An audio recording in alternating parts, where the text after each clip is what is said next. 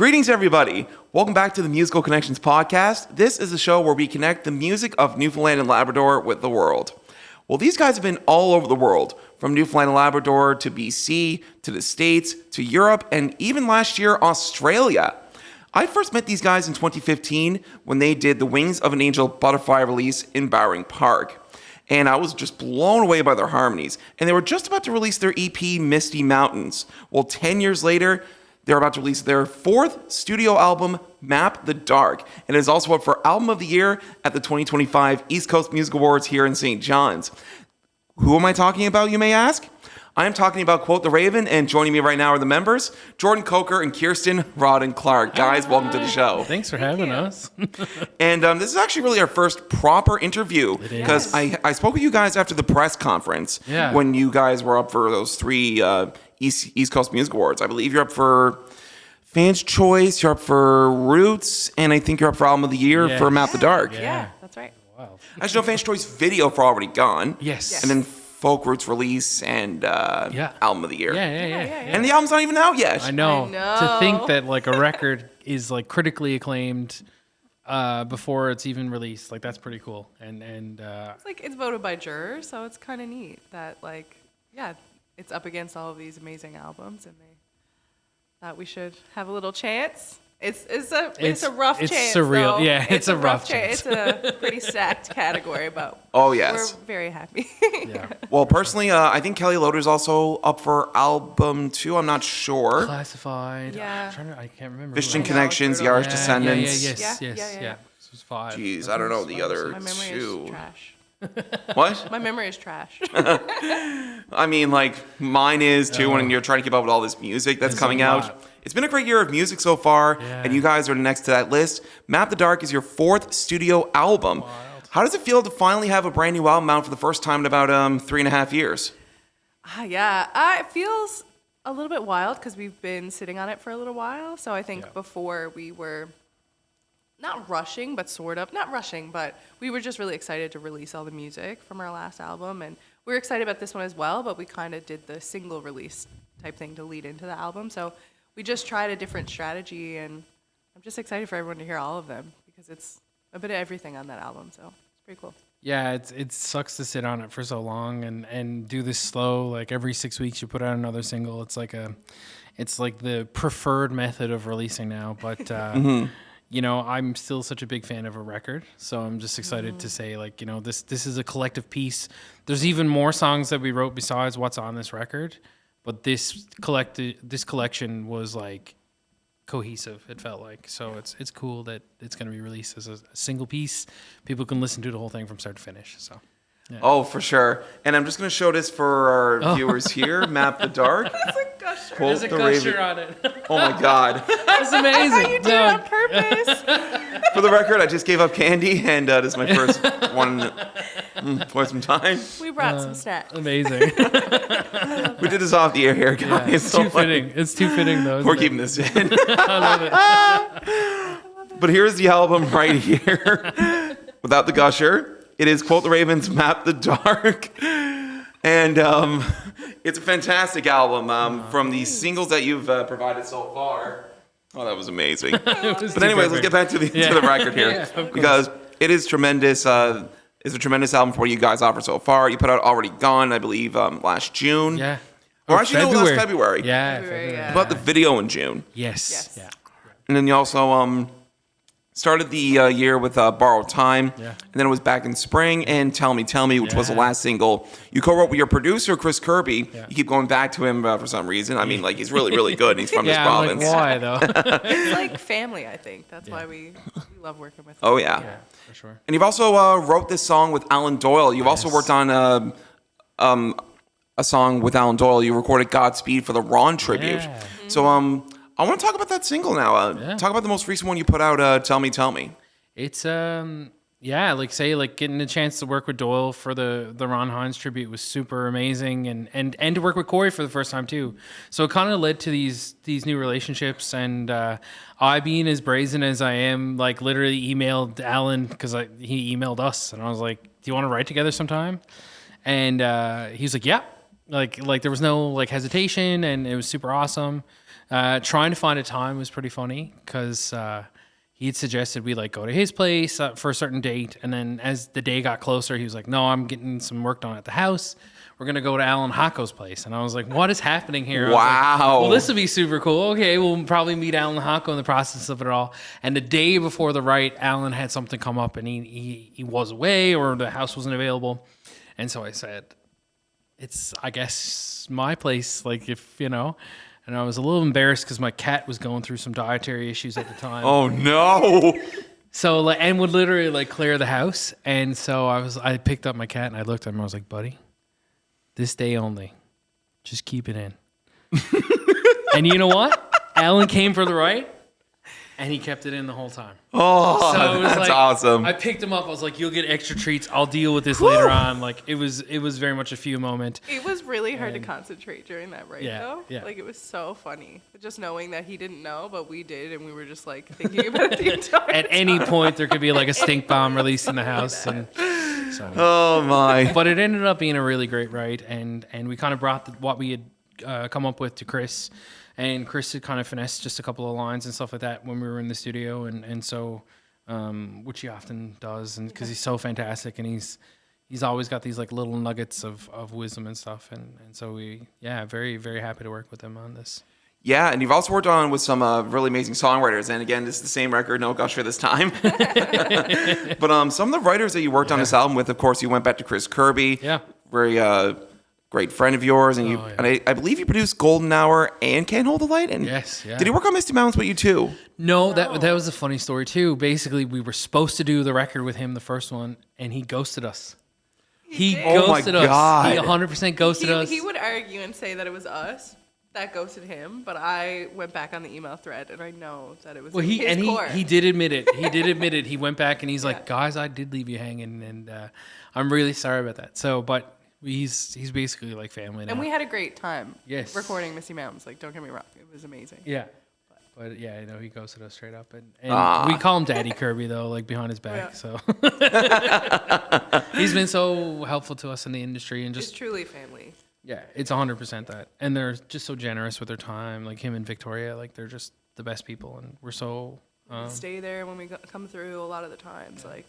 They're just so nice. Oh, yeah. they're the best. Love to meet Chris Kirby in person if he's coming here to St. John's in May. Fingers crossed. Oh, fingers crossed. I don't know if he's coming I yet think or they not. are coming this year. No. It's really sad. Oh, they're They might not? change their mind. I think they told me that they weren't this time yet. Well, hopefully, Chris, if you're around, if you're watching this, I'd like to get you on the podcast soon. There you go. And get more information on why you ghosted them. But and now we have it on record. There you go. But Chris has been a consistent collaborator with you, a great friend of yours. You had a couple of co-writes with him too. Yeah. Some of the other co-writes on this record, of course, you wrote with Andrew Rogers and Mallory Johnson, and of course the late Chris Ryan, God rest his soul. Yeah. Tara Spencer you wrote with. You also wrote with Alan Doyle. Tim Baker, I believe you co-wrote on one of your other two albums as well. Riley Taylor, who was here in the province back in February of 24. The most interesting one here is Catherine McClellan. Yeah. So tell me a little bit about writing with some of these songwriters, and which one was your favorite off this record? Oh God, I think every experience is just fantastic, and it's always a learning curve. And to me, I treat songwriting like an RPG, where you just pick up little skills along the way. It's and each person kind of contributes this what they bring to the table. And Chris Kirby's skill set is he says we're making a beautiful room, we're writing a song, and now we need to put furniture in the room. And I was like, oh my God, I've never put furniture in a room in a song before I met you. You know what I mean? Where it's this idea of you're painting a beautiful picture, but there's not enough detail in it. And so learn that from Chris. With Catherine, she's so free. It was awesome to just kind of get in the room, and she's, I would criticize, oh, maybe this is too kind of out to lunch or something, or just not making sense. And she'd be like, no, it makes the song, the freedom, especially on the song on the record, Olena. It's about my niece and about how she's a little firecracker. Oh, wow. And, yeah. So she was there to just kind of be a support for a lot of it, and just, tell it like it is. And which is really cool because sometimes you do get in your head when you're writing, right? I do all the time. Yeah. I'm easily intimidated in writes, so I will say that the writes with Alan and Tim were very intimidating for me. They were really fun though, and super, super nice. I think my favorite write though was probably when we did go to Codroy Valley with Mallory, Andrew, and Chris. It was just like relaxed vibe, which is good for me because again, I get intimidated easily. I still don't feel super strong in writing. Sometimes I can write well and other times I can't, which I guess is everyone's story, but for me I sometimes get way in my head about it. So that was really fun. I loved that weekend. Like that was one of my favorites. Yeah, for sure. That's wonderful. So I'm going to stick with this songwriting process, and I'm going to stick with you for this question. Okay. What are your songwriting processes like for when you guys craft these songs? I still think the best way for me is how me and Jordan used to write. Like, we don't write a lot of songs, just the two of us anymore, but I very rarely come up with my own, like, starting idea, so I'm better with, like, I know when we first started to write, Jordan would come in, and he'd be just jamming chords, and he'd be saying, like, oh, I kind of want to write a song about this, or maybe it would just be, like, mumbling, and then we'd kind of, like, develop a story as we went, which I really like. So yeah, I don't know. I think maybe it's because I feel like my ideas might not be very good. I don't know, but I'm not great at that. I call myself more the editor. So a lot of the times, if Jordan comes to me with like a chorus and a verse already written, I'll either edit it so that I feel like a general audience would understand it more, or sometimes rearrange the whole song. Sometimes that happens. So I'm like involved, but I don't know how much lyrically I'm involved, if that makes sense. It depends on the song. I don't know. Maybe I'm downplaying it, but yeah. Oh, what do you have to add to that, Jordan? I find that's kind of the process for a lot of what we do anyways, is like just kind of mumble, spitting stuff out. I think co-writing is the biggest thing for us. Like, we really do love co-writing because, like, say, like, you get those skills from people. And you also, what usually happens during a big co-write is, like, if I came with an idea, like a more fleshed out idea for a song, and it's like 3/4 of a song done, anything that would like kind of hold me up from finishing that song, someone can usually go, I got something like immediately. And it's just another wavelength that my brain just didn't get. And so it's super cool because a lot of times like these songs will be like either a chord progression or an idea and all this stuff. And then we go bring the idea to someone else and they go, you know what? I had something very similar to this. And by putting the two pieces together, it becomes a cohesive song.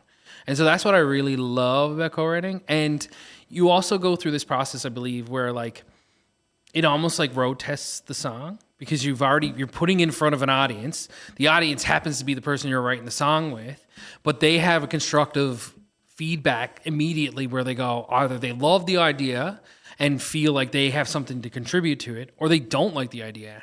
And sometimes that's the direction that a song needs to go, is like, okay, well, we'll start from scratch. Mm-hmm. So I've had that happen a bunch of times. But maybe that idea I bring to someone else, they're like, oh, I think this would work. So it's always like, to me, I think of songwriting as like finishing a puzzle.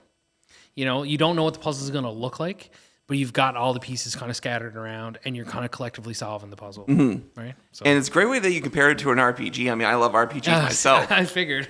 I mean, a lot of COVID was me playing Xenoblade Chronicles 1, totally. 2, and 3. So that's awesome, man. And building those pieces together and really, come up with the best possible character, or in this case, the best possible song that you guys can write. Exactly. That's a great way to put it. Yeah. Now, where do you feel like your songwriting has evolved? So, like, when you first wrote Misty Mountains in 2015 to this new album you have here, Map the Dark. So, how do you feel like your guys' songwriting has evolved? I think I make a joke because, like, you watch these documentaries, like the Beatles documentary that they did with Rick Rubin and stuff like that, and they go in and Paul's like, oh, we just learned the E7 chord one day, and like then things kind of took off and they were playing different kind of like different styles of music and stuff, and they kind of came about it organically. And I feel like that's what's naturally happening for us. Like, our first songs were, a lot of it was ideas that I had written on paper to like 4 chords those were the only chords I knew how to play on guitar. And if I wanted to change the key and understand all of that stuff, I literally would just put a capo in a different place without even understanding what any of these things meant. And as we progress and learn more, like write with other people, again, like stuff starts rubbing off, and like especially working with Chris, because melody is such a, like, it's ingrained in him. And when you listen to him play a piano piece or play something on the guitar, it has like a, and I'm like, oh well, I love doing something like that. Like, and that's been a huge influence. And the more people that I find we work with, the more, again, like we're picking up like tools to add to the arsenal. So as a result, like I feel like this record is hopefully our strongest because we understand music. We understand each other better. We understand the perspectives that we're coming at for the songs. And the people that we're working with are monster musicians. So, you know, any gaps that we're kind of missing, they fill in like that. It's just, yeah. I agree. I also think, like, we learn writing skills, yes, and melody and all that kind of thing, but we also, like, take on different genres slightly, which I think is really fun. Like, this record has one song that's a little bit more rocky. It's out already, Back in Spring. And one of my personal favorites from you guys. one of my favorites, too. I love that song. Awesome. Yeah, thank you. And I just think, like, that's really cool that we don't really mind experimenting with genre or just kind of, like, whatever lends to the song should be on it, which I think is great. Yeah. And so I think you'll hear that in the album too. So yeah, it's just like a collection, and we don't try to be tied down by genre, which is for sure fun. Yeah, and I think I had a conversation with one of my previous guests probably about a few weeks ago. Mm-hmm. I don't know who it was, but like it's hard to keep up with all the guests I have when I'm doing this weekly. But they said when it comes to, you know, putting music to like a label or like, you know, put it into like media personalities or publishers or stuff, media people like myself, we got to like put it at a label to see like what'll appeal to what, like, say, station. So for example, like here in town, you got the VOCM, who's more catered to the folk and easy listening crowd. You have K-Rock, which is more catered to rock and pop, and then also the trad stuff, which you have with Homebrew, for sure. Oz FM, MTV. You name it. Totally. You gotta like have those labels there just to make sure to say, okay, who are quotetheraven? They're a folk pop, they're an Americana duo, so they fit well on folk stations or country stations or something like that. Yeah. Especially like with the song you just mentioned, Back in Spring. That is personally one of my favorite tracks off the record, just from what I've heard so far. And you're really like going Southern rock with that one. It's really, really cool. That started as a disco track, which is no, hilarious. It didn't. It did though. No, like, but it didn't. I remember when we wrote it, as soon as we were singing it, I was like, this sounds like it should be rocky, and the chorus should just be, like, I know we say Back in Spring a few times, but it should be, like, instrument heavy. I was like, I don't know, I just hear this, like, da, da, da, or whatever.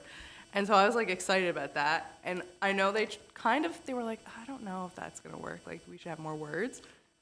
I'm glad they went with it, but I will say that when we were in the studio, me and Chris just kind of went off the rails. Jordan was like, "What is going on?" It turned into like a dance track. It was wild.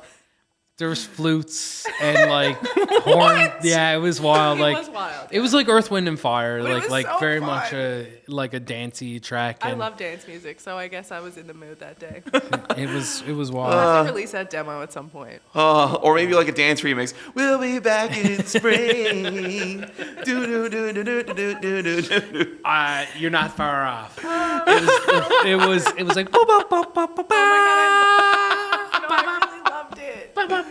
God, we need someone to get in and just, because it didn't have drums, because we were like, okay, no, this is, okay. I know I just said we like to experiment with genre, but it was like a little wild. So I just feel like someone needs to come in, add the drums, and then we just release it as a demo for a laugh, because it is great.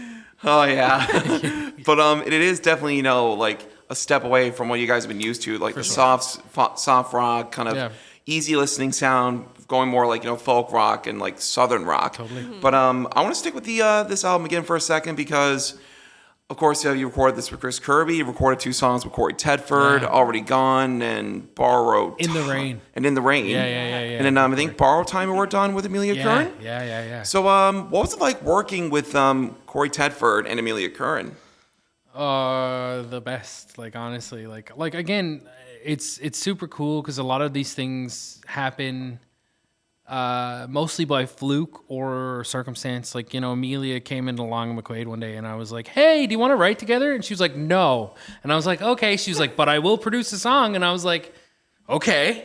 Like, that's super cool. And, like, writing for her is a very, like, intimate thing. So, like, I was like, cool. But she was so much fun to work with in the studio. And, like, I like her approach to producing because it's, like, it's all about feeling. And it's like, when we're talking about stuff, like, it'll be verbal. Like, there's a verbal suggestion as opposed to, like, what the music needs to do. Like, she would say something like, okay, I think we have really good solid groundwork here, but there needs to be like some kind of an emotional kind of movement, like to make the track a little bit thicker. And, you know, so that got us really thinking like, okay, well, like what instrument, like, do I play an electric guitar here? Do we add different percussion? Like, how do we go about that? And it was the first time we had really done that, because a lot of times, like, we kind of leave it up to Chris to kind of fill in what we add. But it was us doing it that time together as a group, and I thought that was really fun. That was really cool. I think like getting different people's approaches is fun, because even with albums, I want to go back to like Misty Mountains. When we did Misty Mountains and we got people in to do instrument things or whatever, we would just leave them to their own device. So they'd listen to the song and they'd be like, "Are you sure you don't want to like tell us what to do?" And we were like, "Nah, just do a few passes. We trust you." And it was cool because it was like a collaboration on that part as well.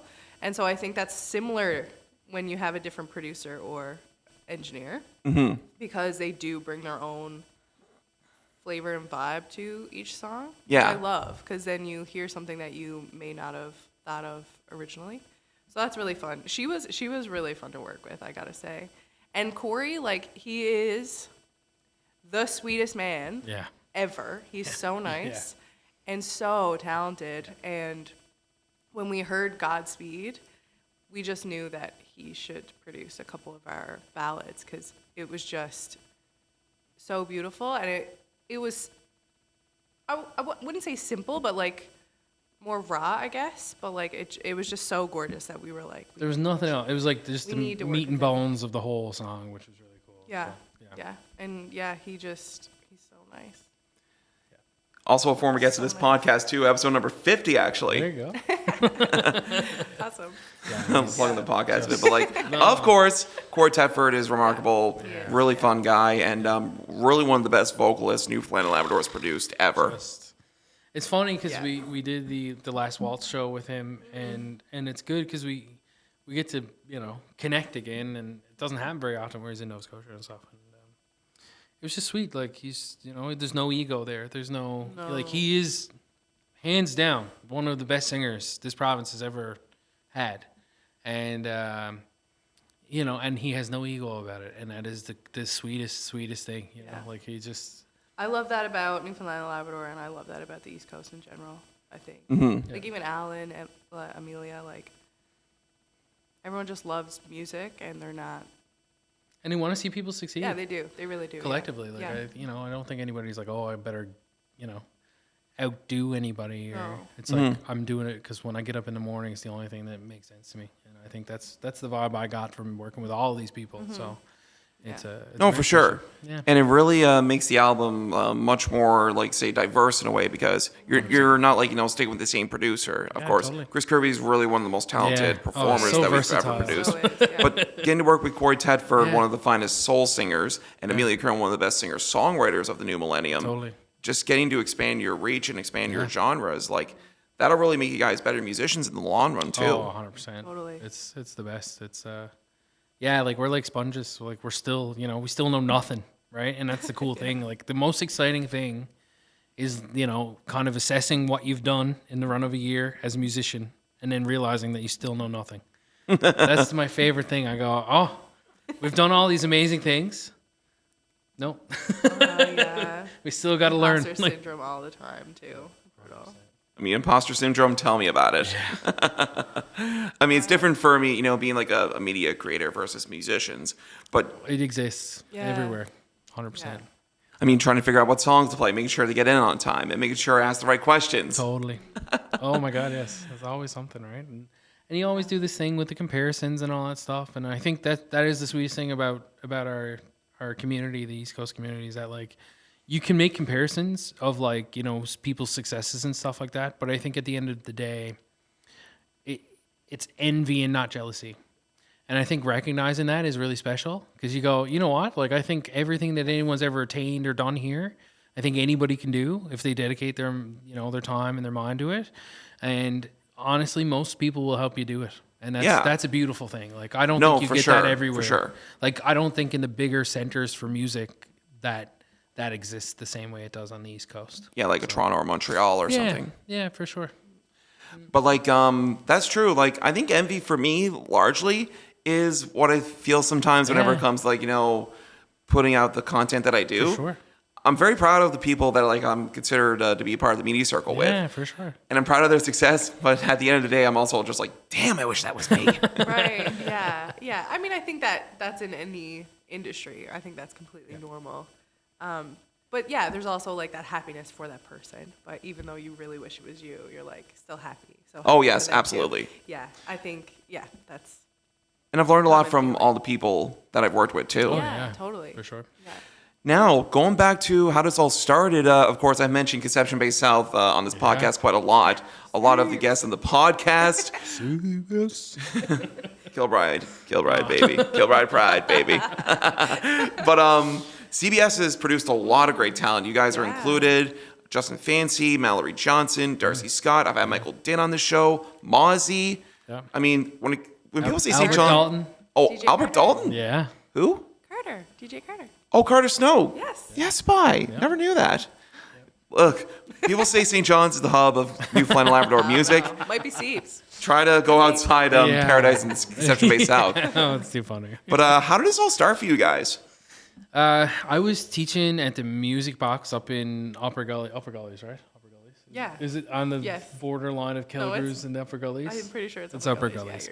Yeah, you're good. So I was teaching there and not really knowing what I was doing, but so glad to kind of have a job there and figuring out how to be a better musician by teaching other people, which is a great thing sometimes. And they were doing like a weekly choir thing. And for me, like any opportunity to get together with people and make music was just like, I still feel that way today. I was like, oh, I'll join the choir. And Kirsten was a member of the choir as well. And so we would sing, there's 5 of us. Like there was never more than 5 or 6 of us at a time. Yeah, I think it was 7 at its max. Oh, wow. It was a very small like vocal group, and a lot of times, basically, we would get the same sheet music, or we wouldn't get sheet music. It would just be a lyric sheet, and we'd all try and figure out different parts to sing, or be directed to sing a certain part. And I think just by fluke, like they asked us to do a song together one day, and everybody was kind of like, "Oh, this works really well." So I'd already been playing downtown St. John's, and I was like, "Yo, Kirsten, like, we can play every Wednesday at the Levee if you want." And she was like, "Okay." Yep. I was taking piano lessons originally at the Musicbox, and Crystal, one of the owners, she kind of convinced me to try to sing. She just was like, "I feel like you can sing. I just feel like you can." And I was like, "Oh."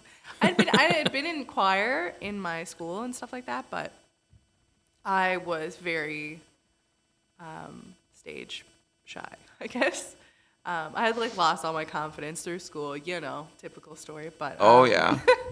but yeah, so I was trying to do voice lessons, and she convinced me to join the choir as well. And and met Jordan. And technically I met him in a drive-thru, but that can be a story for another day. Oh, wow. We'll say that for another podcast. Yeah, but yeah, and we just started singing together. And Jordan had already been singing downtown for a while and asked me to join. And then we played downtown for like 3 years to no one in the middle of the night. And eventually thought we should make an album. So it's all been very gradual, just kind of like jamming and one thing leading to another. It's been great.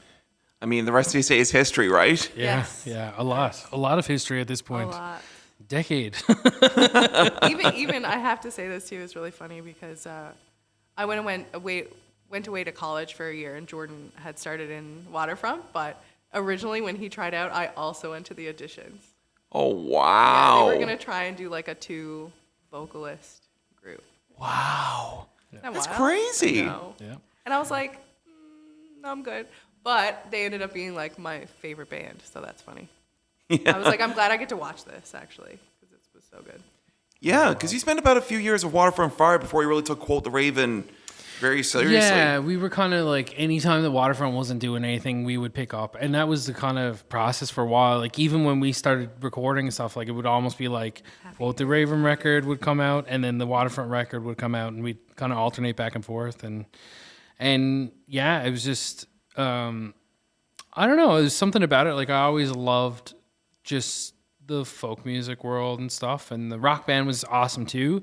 It's just really tough to tour with 5 or 6 people, and I don't think we had as much of a shot as what we have. And I think you were willing though. You would have done it. Yeah, If you could have. It was just. It's a lot. I still think, like, It's a lot of people. Like, yeah, this is the only thing I want to do with my life, so I'm willing to do whatever it takes, as long as it's noble and not stepping on throats or anything like that. So. Yes, no, absolutely. But like, you probably could have made it with Waterfront Fire. But I think like when it comes to exports from this province, they tend to favor more of the folk and trad and country stuff versus rock and pop. I mean, you may have a few exceptions, but it's mainly like a folk and country central export market here. Yeah, I think rock bands they're tougher. I think there's definitely been more of a demand for them in the last couple of years, and maybe a Waterfront Fire reunion is in the works and might happen one of these days. I don't know. Maybe I messaged. I'll be front and center. Maybe I messaged everybody in the group to see if they were down, and maybe they all said yes. So I don't know. That could be a thing. If they're watching this, maybe a reunion's in the works. Yeah. But you've done very well with Quote the Raven. Many Music and Award nominations and awards, and you also received an ECMA in 2022 for Folk Roots Artist of the Year. Yeah. And last year, your boy right over there. Amazing. We've earned our ECMAs. I mean, look at us. Yeah. I first met you guys in 2015, and look at us now. I know, it's wild. Who would have thought? I know. Not me. Not me. No, not at all. No. But out of all the years you guys have played together, do you have any memories of some of your favorite shows you've ever done? A lot of them are shows we'd never do again, but like scary, like life. They're good, memorable stuff. But I think honestly, Australia last year was incredible, mind blowing. It was game changing in my mind. Like, it was just. We spent 7 weeks last year in Australia between like 2 festivals and 4 weeks of the Festival of Small Halls. So we were there over 7 weeks, and we got to like literally live in Australia, 2 different seasons during their summer and their winter, and travel around, get to see so many just beautiful places, so many small communities, so many big communities. Meet so many people, and I think it just made the world so much smaller. Like there was a lot of nights we were on the road where like I felt like if I just got in the car, even though I was driving on the other side, I was like 20 minutes away from CBS. Wow. Which was really cool, because it's just like you felt like everybody was so chill. Like, Australia is so close to Canada in terms of the way like people's temperament and their kindness and generosity. Like, we were there like not even a day, and someone was like, "Oh, next time you guys come back, like you can stay at my place, no problem." Like, and we're like, "Are we on the East Coast? Like, this is such a." It was so similar to the East Coast. Everybody was so chill. That's awesome. Yeah, it was the best. It was so great. Yeah, I loved it there. I tell everyone that it's completely worth it. Don't worry about the bugs. We didn't see a thing. I think we seen one little gecko, and I didn't know if it was poisonous, so I put it in a paper towel roll and licked it outside. But I was told after, probably not. But yeah, we didn't see anything scary, and like, it was just gorgeous. And again, like, the nicest people. Everywhere. Yeah, I wish it wasn't so far away. I wish I could just like latch onto it. I wish we were neighbors. Yeah. It'd be cool if like Newfoundland and Australia were like a boat ride away. Like, that'd be so sweet. Like, just If only there were the money to make that possible. I know, right? Yeah. And the logistics. Yeah, 100%. Yeah. We've played a lot of cool shows, and I don't know. They're all, it's probably like a cop out to be like, oh, they're all special in a way, but like they are. I remember one time we rented a theater. Oh my God. And 5 people came. The Registry Oh, Theater. wow. And we played with Jessica Pearson and the East Wind. And Graham. That was the first Graham time was we there. met That was Graham. the first time we met Graham Lindsay, who's great. Oh, wow. Still our friend today. And it was just it was so funny because it was the first time that we did that. We had to do our own lights. We had to do our own sound. And we had so much fun with a band that we loved. And it was just like a special experience, even though the show itself, I guess, wasn't like the best. But like, it was cool. So I think they're all great. We love festivals, though, I will say. I shouldn't speak for Jordan, but I think they're some of my favorite shows to do. As music fans, you know, Yes. like when you get an opportunity True. to see a bunch of bands Yes. at the same time that you're also working, like it just kind of feels like a. It's all our favorite things. It feels like we're taking advantage of people, honestly. Because We're oh, like, look, free tickets to everybody else. Okay. we're on stage with Serena Ryder right now. free tickets, like, please. Yeah, exactly. Like that's the vibe, right? And like, We just play music to get free tickets. yeah, No, that's, no. it's wild. Like, you know, It is we've done wild. a lot of the biggest festivals in Canada at this point, which is amazing. Mariposa was fantastic. So fun. Saw Feist. We opened. We were in between Rufus Wainwright and Feist. We make the joke that we opened for her. We did. I mean, we technically We did. We were did. on the side stage, Yeah. but it was like we had Rufus Wainwright open for crazy. us, and then we played the side stage. Yeah, right. Before Feist played. So That's wonderful. it was so cool, right? So Yeah. a lot of special moments like that. Vancouver Island, Vancouver Folk Fest, you know, Lunenburg, like just We played Strawberry Music Fest. That was really fun. Grass Valley, California, Yeah. Port Fairy in Australia, the Orkney folk. Oh my God. That's another great spot. Yeah. Like seriously, That with the was nicest so people. Like, yeah, that was wild. So, yeah, they're all special, which I know is Yeah. again probably a cop out, but They're all they really special, are. guys. They are. They really are. They really are. There's But- something to be gained and appreciated from each one, even when they're bad. Like like there's been places where we're like, I think we're gonna be murdered here tonight, and we still had. Like we look back on it Thankfully fondly still now. here. Like we're still alive, so we made it through the nights. But it's at least we can look at that and be like, when everything falls apart, still not as bad as that gig. No, absolutely. I also was going to mention you guys got to open up for Lord Huron in 23, 22 Yes. at Iceberg Yes. Galley, and Donovan Woods played that same show as well. Yeah. What was that like? That was so good. It was so much. Do you know what? We don't play with bands a lot, like a full band, and so that's always really fun. I think that's another thing to say about like a bigger band versus a smaller band. It's so much easier for us to tour and to fit into people's schedules and stuff. But it's so cool when we get to play here and get a full band and get all our friends on stage and they get to add what they like. Because sometimes they're like, oh, do you want me to learn the exact guitar part in the song? We're like, if you want, but you can just like play whatever solo you want. And so it's really, really fun. It's a different vibe. Iceberg Alley is a cool venue too. Like It we've is. never played anywhere else in a tent like that. That is so awesome. Yeah. And to be on the bill with those acts, it's just like, yeah, it's just all a dream, you know? So cool. I love it. Any dream performers that you would like to open up for or play with that's on your mind? Brandy Carlisle. So many. Brandy Brandy Yeah. Carlisle. Carlisle. Joy Williams. Yeah. You know, I think they would make sense too. Like, Yeah. you know, they Yeah. Jason Kind of. Isbell. Yeah. Yeah. Like we would love to say like the Bros too. We Rose love the Landreth. Yeah, those guys are fantastic. They technically opened for us in Vancouver, but Stop it. We played another side stage, so. Yes. Oh, and you also did a songwriter circle with Joey Landreth back in Yes. December. oh, Yeah. also Joey Landreth is on our new record as well. He plays guitar Yes. on Olena, which Yeah. is very excited. So That's wicked. So Yeah. talented. My Yeah. goodness. just, I mean, yeah, like it's very cool to say like, all right, cool. You know, you have your musical icons that you look up to and stuff like that. But then to say like you've done a song with him or done a songwriter circle, it's like, it's kind of nuts. It's pretty out to lunch. So. That's pretty And insane. I don't think it's fair that someone can be such a good singer and such a good guitarist. Yeah, I it's feel not. like something should be lacking, but not with him. No, he's Yeah. so good. So good. Oh, and yeah. he's nice. He is so It nice. sucks. Like he should be a jerk for how good he is, and he's so nice. We haven't seen a flaw, so. them. The wonderful. Now, one of the opportunities you also got to have back in so in October 2023, the Junos are about to go to Halifax, and you guys, along with Baraka, Rachel Cousins, and Justin Fancy, were part of this competition to determine who were going to be the Wavemakers representatives at the Junos in Halifax, and you guys ended up winning, and I was so happy for you guys. You got to be up the Junos in March of 2024 in Halifax. What was it like that day to be playing at the Junos?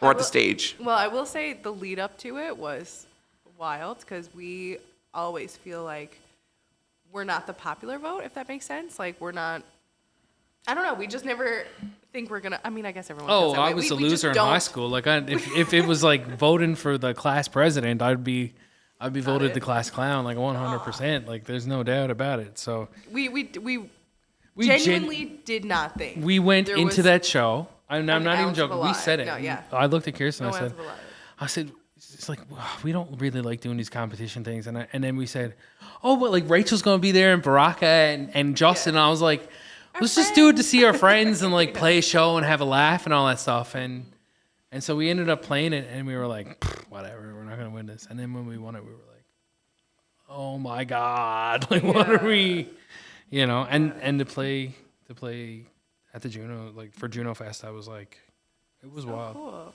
Yeah. And we got to play at the Carlton, and that's always a venue that we love to go to. So it felt like relaxed in a way, but there was so many different people there because people were just coming out to see the festival. So yeah, we had a great time. Loved it. If there's one thing that I noticed that night, I think it was actually November 30th that it happened, but like, who remembers dates at this point? You better than us, I bet. I don't remember anything. Yeah. My I don't know how I memory do it is so myself, bad. Kirsten. But when it came to that night, like what I noticed, those three acts that I mentioned, Baraka, Fancy, and Rachel Cousins, they all had bands there, but the two of you were just out there by yourselves. Again, I think that's a testament to us just kind of saying, like, let's just play it anyways. And I don't know that it worked to our favor or anything like that, but a lot of times, like, I think we've been to the ECMAs a bunch over the years, and we've always got this constructive criticism, which I love. It's like, yeah, like, you guys are good as a duo, but like, I think you should bring a band. And then the next year we bring a band and they go, yeah, you got a band and I really think you should probably just play as a duo. And so we've kind of made it up on ourselves. Like the nights that we want to play with a band are the nights that we're going to play with a band. Yeah. And the nights that we want to play as a duo, we're going to play as a duo. There's no middle ground there. And I think, or if we want might- someone to come up and just have we had Rob Noble play guitar for us for a show there a couple weeks ago, just him. And we were just kind of like, let us be the deciding factor. Don't let it be influenced by Pressure by anyone. yeah, because we've played these main stages at these festivals, just the two of us, and we've played the main stages now with a band. And I think the moments when we chose what it was going to be, and it wasn't dictated by like what it looked like or what it could, you know what I mean? Like what our expectation of what to bring was there. They end up being the better nights than when someone's like, you should have a band, you should be the duo. Like when it's up to us, I think we make the right decisions, and I think that's Yeah, I agree.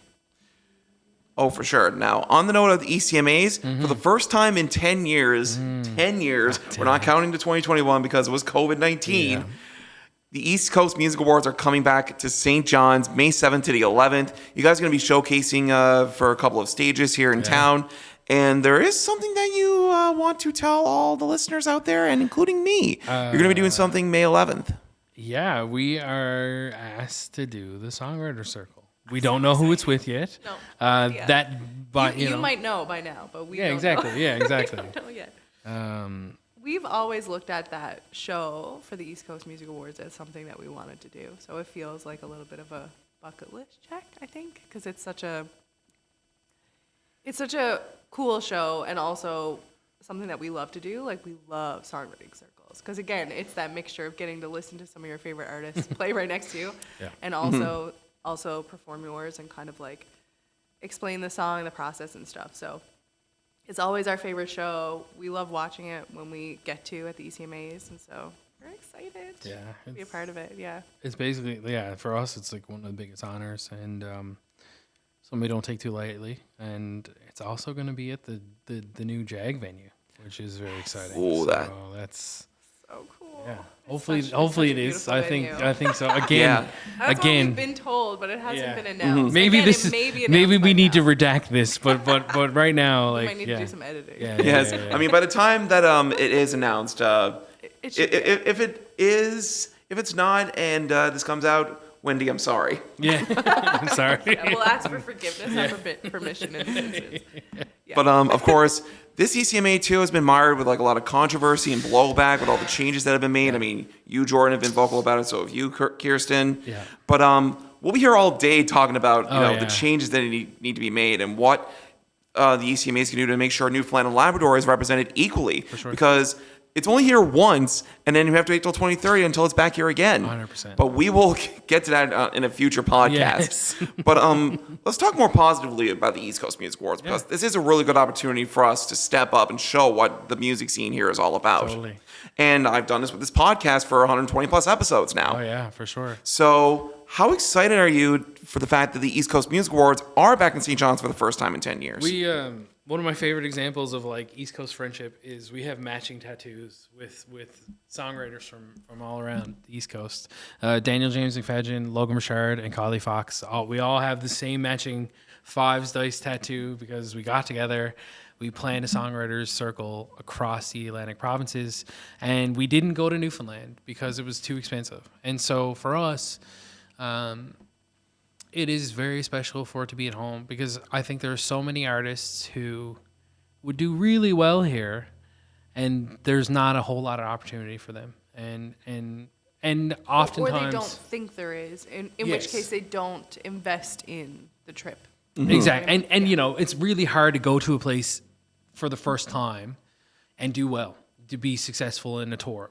The first time we toured away from the province, like, again, this is not a shot at anybody or anything negative at all. It is literally just the reality of being a touring musician. When you go to a new market, you probably play to very few people. Yeah. Unless you know people in that market. And as a result, being on the island, if musicians here don't connect with the people from the East Coast, and the people from the East Coast don't connect with the people in like Newfoundland, like in that sense, then there becomes this disconnect. And we are so happy that like for the last 5, now this will be the 6th year we've been to ECMAs in a row, we have been able to meet these people, and not only meet them, but become such good friends with them that we'd like literally go to a tattoo parlor in the morning and get matching tattoos with them. So I think that to me, like, if that's not a testament to like the beauty of what the East Coast music scene provides, then I don't know what is, right? So Yeah, I agree. As much as there's things that need to be changed, and I know we said we wouldn't get negative, but I do think that there is lots of changes that need to be made. But yeah, to not forget all of the beautiful things that we have because of the East Coast Music Awards and the conference, because we've met some of our best friends and some of our favorite musicians to play with and watch and write with. Yeah, Right, yeah. with 100%. And like Jordan said this a little while ago, and I agree. It's like, where can you go to kind of like complain about the industry and maybe the ECMAs or whatever is bothering you to like-minded individuals? It's like the ECMAs. Like, you're collectively there. It's one of the only times where we're all together in one spot. Mm-hmm. And so yeah, I'm excited for everyone to come here and see Newfoundland, especially if they've never been. yeah, It just feels like a family gathering. 100%. Truly. Yeah, it's so cool. Yeah. Yeah, and that's absolutely true too, because like conferences like Music NL Week and the East Coast Music Awards conference is really the only place we can all get together and really express our opinions. 100%. Like for myself, like I've talked about it on this podcast for like the past few weeks, and of course I'm covering the East Coast Music Awards this year, so and it's home for the first time. Like I have stories about last year's ECMAs. I mean, of course, took home that, but like you've seen on social media with the flights and getting stuck in 100%. Montreal. Totally. Burning more into the money than I wanted to, but like, For sure. Totally. and that's that's the disadvantage sometimes of traveling off the island to go to these conferences, because it only comes home here once, and then when you're outside the province, people in Newfoundland and Labrador have to spend twice as much money to get off the island than they do here on the island. For sure. Yeah. Maybe some artists forget that too. And even like industry, I think it's like, yeah, we've for 5 years we've been doing the opposite, right? And the artists from Newfoundland and Labrador have had to put more money into the travel and stuff. So, yeah, I think because there's been talk sometimes that it's like, oh, well, should it even be here? But it's like, of course it should. Yes. We all have to pay a little bit more every now and again, but it should reflect each province and yeah, I think it's you don't foster a music community by not bringing it here. I think you foster the music community by making it part of the mission to support it. Even if they subsidize the artists to go from Newfoundland even more so that there's no expenses, I still don't think it would be as beneficial to the whole East Coast community to not geographically have it at least in Newfoundland once every 5 years. Because there's people who are new artists who have never taken a chance to leave the province, who may never take that chance. And the ECMAs is that perfect reason to go, oh, wait now. There are people, like-minded individuals who are now here in Newfoundland who took a chance to come to Newfoundland. Then maybe I should take that chance and go away and try the rest of the East Coast. Yeah. And I think if we had never taken that opportunity, we wouldn't be musicians today. If we never said, like, okay, well, what's North Sydney like? What's Sydney like? What's it like to go to Halifax to record a record, to perform? If we had never taken that chance, and we would not be doing it, because we would not be able to do it exclusively at home. Mm-hmm. It takes us being able to travel everywhere in order for us to continue to make this career work. So yeah, I think it's scary for artists too, and it's totally understandable. Yep. And we know a lot of bands maybe have only tried it once, and then they're like, oh my goodness, I lost money or whatever. And it's kind of like, I think the thing to remember is with any business, with any startup, it's like you are investing first. You're always going to have to invest before you make, unless you have something just completely viral, you know what I mean? But that's usually the way it works. You're spending money to build something that will hopefully make you money at the end. Yeah, and make it back too. Yes, Totally. yeah. For sure. But like, advice, if for any people that are out there, please go through Halifax first and not to Montreal. I tell you that much. Yeah, We definitely. can start small. Yeah. Yes. Yeah. I learned that lesson full hand my when the ECMAs were in Charlottetown last year. Crazy. But it was a lot of fun. I got to meet so many great Atlantic Canadian musicians, and also got to hang out with some of my favorite people. Oh, that's awesome. Yeah. It's the best. And I'm looking forward to doing it here when they all come here to St. John's and really welcome them with open arms. Exactly. Yeah. Like, let's show them a good time. Like, there's no reason why everybody can't keep coming back. And like that's up to all of us together to show them a good time and to support people coming out. You know what I mean? Like, that's the biggest thing. Like, if an artist is coming all the way from anywhere else in Canada to, like, there's no reason why we can't, stock the ship. You know what I mean? Like, block it up and all that stuff. So it's, for sure. Yes, and despite all the negative news that's been going around the ECMAs this year, it's still a great platform for people in Atlantic Canada, and especially here in this province, to try to take that next step, but also meet new people and really expand your reach of your songwriters, your places to play music and places to record music as well. It can really jumpstart your career, and look where you guys have been to now since especially when the first ECMAs happened here in St. John's, when you guys were really taking quotetheraven seriously. To see now you guys are up for 3 ECMAs, for one for album of the year, folk roots, and video. It's crazy. It is. It is, and I think it is a testament to, like, being dedicated to just trying, like, making a go of it, because I think so many people are afraid of the failure that comes with it. And we have failed so many times. We keep failing. There's so many, like, every single thing that we do has... Say a failure is, but and when I say failure, I mean, like, it's a no in something that you expect to get a yes with, or, some showcase opportunity that doesn't really pan out, or whatever the case may be. Like, or it's just, you don't sell 1 million records. You don't have a viral hit. You don't have all this stuff. So, if you want to look at that as failures, but what I would say is that all of the successes that we have also come from trying the same way, right? And it's taken time.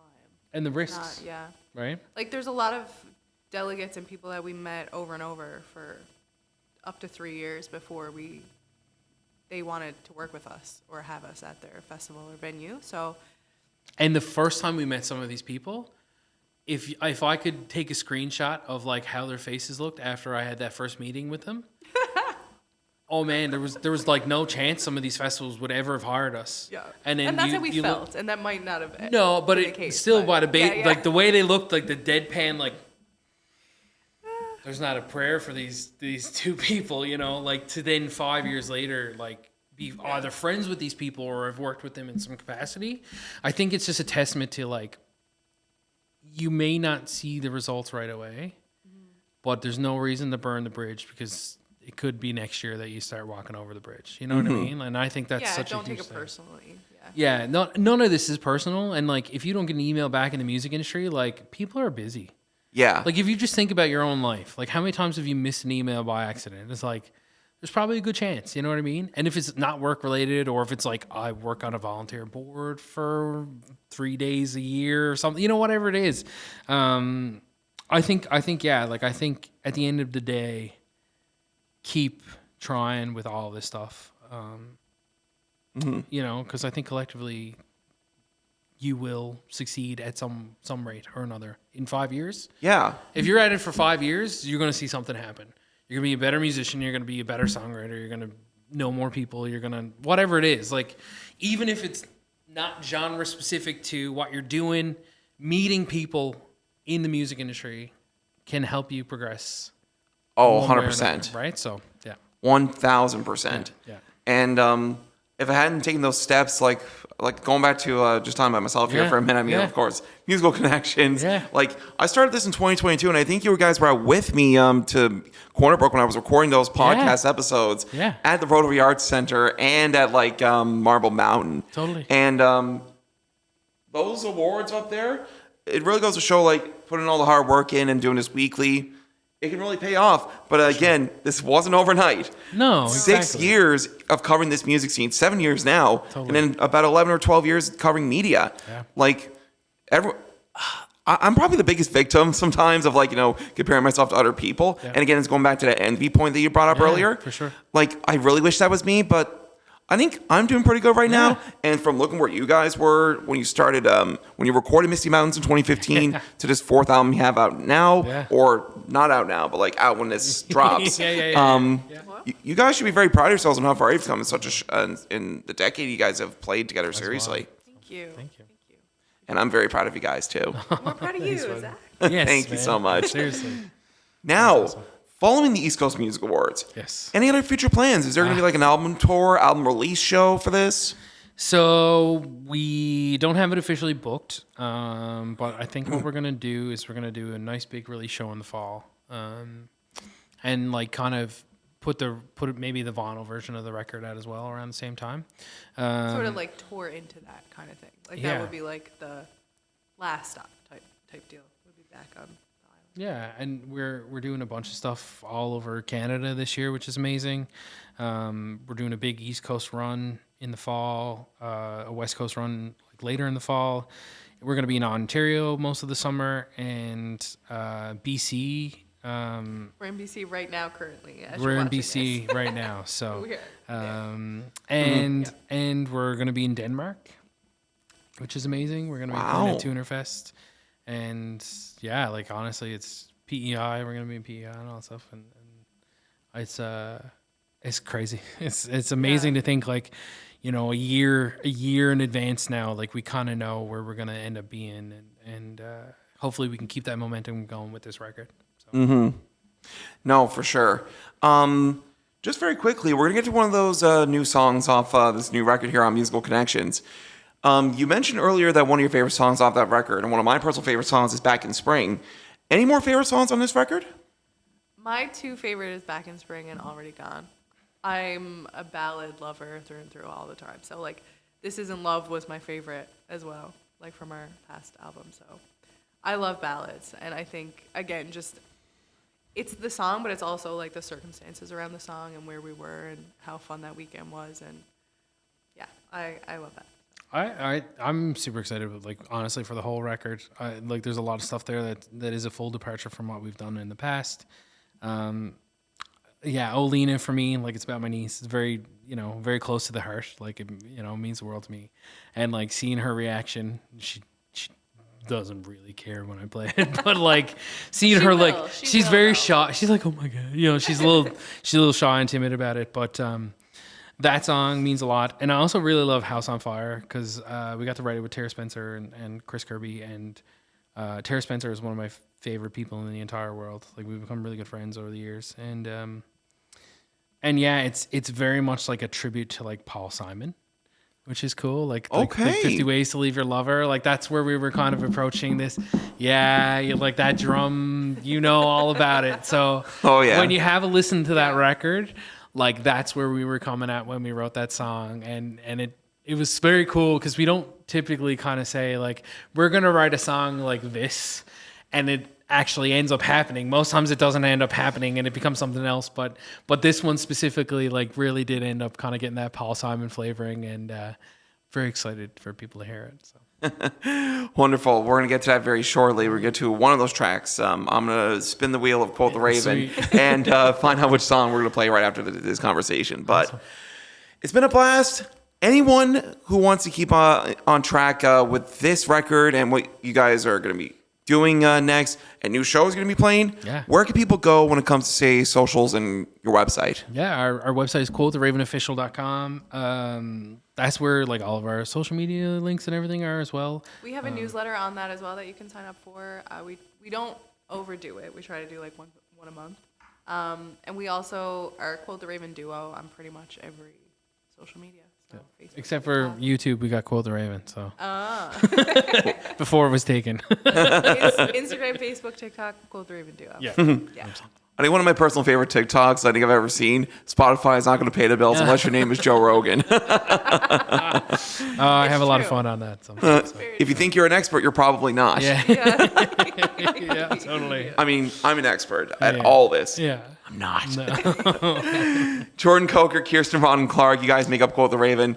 This has been an absolute blast, and it's great to, have you guys as friends and really like close friends in the music industry. I mean, you meet text back and forth. I know, I love when it. it comes to the ECMAs and video Totally. games and stuff. Yeah. And I'm great to have known you as a friend for a long time too. And see how far you guys have come. When I first met you at Barring Park, you guys, again, 10 years out of this, you're still onward and upward from here. Who knows what you're going to achieve next. We have no idea. So. Guys, you guys are the best. Thanks for doing this. Thanks for having us, Zach. Thank you so much for having us.